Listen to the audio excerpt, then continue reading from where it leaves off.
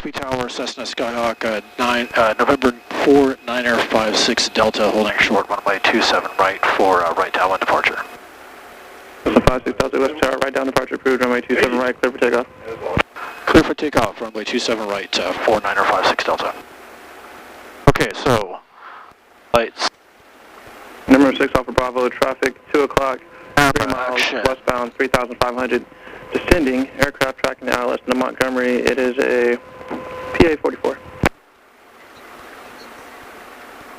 We have that traffic spikes on no factor, South Bravo. Okay, taking off right in the sun. That'll be great. Okay, turn card looks good. Full power. Wheels on the floor. So as I'm taking off for the first time, I think ever, really, I was paying attention to the RPMs in this Cessna 172N. It's not a constant prop, and for the last couple weeks before this, I had been flying pretty much nothing but high performance and complex airplanes, both of which, have constant speed props. And when you fly and you take off those constant speed props, you're typically above the green, so you're over 2,500 RPM, and your manifold pressure is above that, and then you get to a certain point, and you square everything up, usually 25. But when I take off here, I notice that the RPMs are actually somewhere around 2,300, 2,200 maybe, and that actually made me uneasy.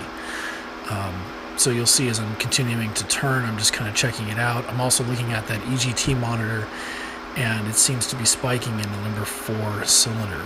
So this is where I just made a decision that it's probably better to be safe than sorry, and maybe I should just bring the plane back down and let the owner know. Since this has taken place, I've learned that and actually paid attention to what I'm looking at in RPMs and the little 172Ns, and noticed that they rarely get above 2,300 on takeoff. I had realized that what I was looking at before was only airspeed, and had I only looked at airspeed here, I think I would have continued on. So, interesting little thing to note, and a little embarrassing, but better to be a little embarrassed on the ground than overconfident and in the air.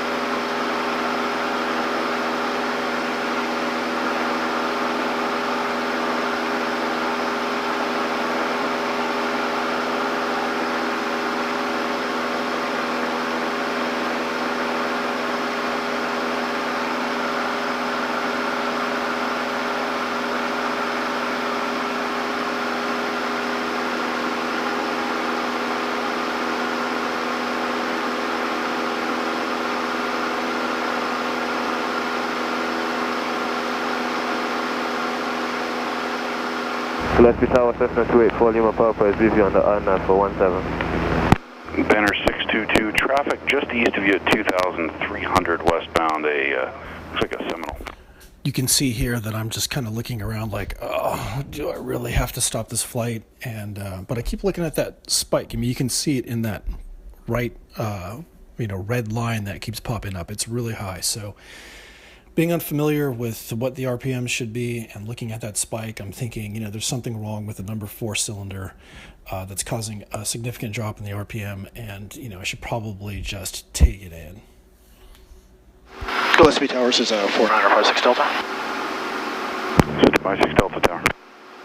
I've just seen a little something in the RPMs that I don't like. I'd like to bring her back in if I can. 56 Delta, right base approved, runway 27 right, clear to land. Clear to land, runway 27 right, 4956 Delta.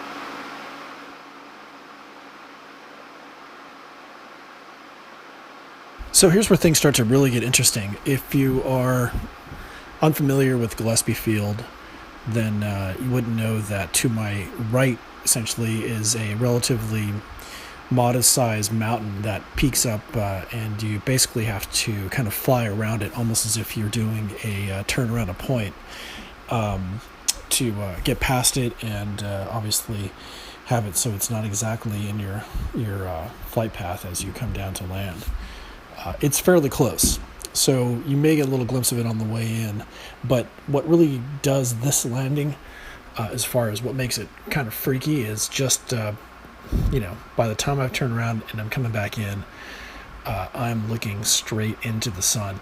They actually offer me a different runway, but I don't take it because I'm just thinking, I just need to get straight on the ground, and I don't want to do any damage to the airplane or the engine, so I just want to land on a runway I'm familiar with.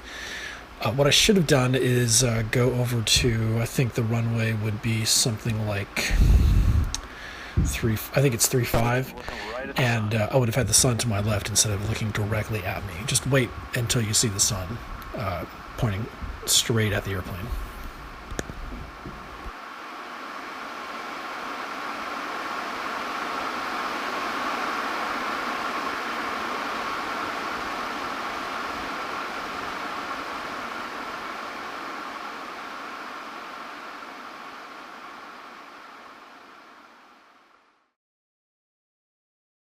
So just one other note as I come into land, I had to use my peripheral vision in order to land here. The sun shining directly at me had basically just been burning some sunspots in my eyes. It was making it very difficult for me to see down the runway. This is a prime example, though, of trying to do something in good intentions of being safe and then putting yourself in potentially a more dangerous situation. I mean, it could have been, and I think it actually was a bad decision to try to land. What I should have done is just pulled up, gone around, and by the time I got back, the sun would have likely set. Eastbound 1,700. I'm looking for the traffic, Cessna 172N Lima Papa. And for Lima Papa, correction, the traffic is north-northwestbound. Get them inside, sir. 284 Lima Papa. November 6 Alpha Bravo, the Cessna has... Wow, I mean, my memory of that is I could barely see. It was like a strobe light basically blinking on and off and on and off every time you would basically get a shadow from the propeller. So that was pretty intense. It doesn't look like it, but that was a really intense landing. Right, banner drop approved, clear for the option. Roger that, clear for the drop, 279. Cessna 56 Delta, cross runway 27 left, taxi to parking via Alpha. Cross 27 left, and I will head back to taxi via Alpha. 4956 Delta.